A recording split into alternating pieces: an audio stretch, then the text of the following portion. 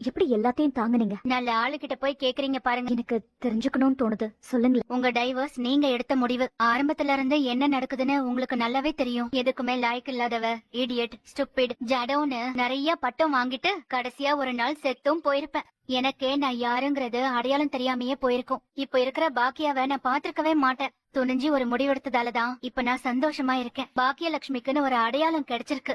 பாக்கியலட்சுமிக்குன்னு கொஞ்சம் ஆளுங்களும் இருக்காங்க. தினமும் செய்யறதுக்கு புது புது விஷயங்கள் இருக்கு. ஒவ்வொரு நாளும் லைஃப் அவ்வளோ சேலஞ்சிங்காவும் சந்தோஷமாவும் இருக்கு. வாழறதுக்கான நம்பிக்கை அவ்வளவு வந்திருக்கு. நான் உங்களை ஏதாவது இன்ஃபுளுயன்ஸ் பண்ணிட்டேனா?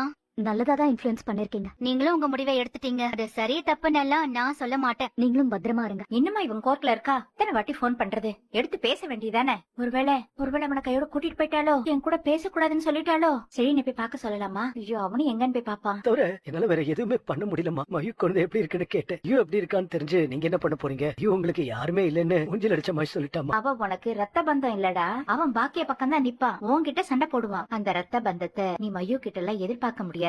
அவ அங்க நல்லாதான் இருப்பா. அவளை பாத்துக்கிறதுக்கு அவ அம்மா இருக்காங்க. உனக்கு 3 பசங்க இருக்காங்கப்பா. உன்னோட சொந்த பிள்ளைங்க. உனக்கு ஒண்ணுன்னா ஓடி வந்துருவாங்க. நீ இவங்கள நினைச்சு கவலைப்படுடா. தேவையில்லாதத பத்தி நீ ஏன்டா யோசிக்கிற?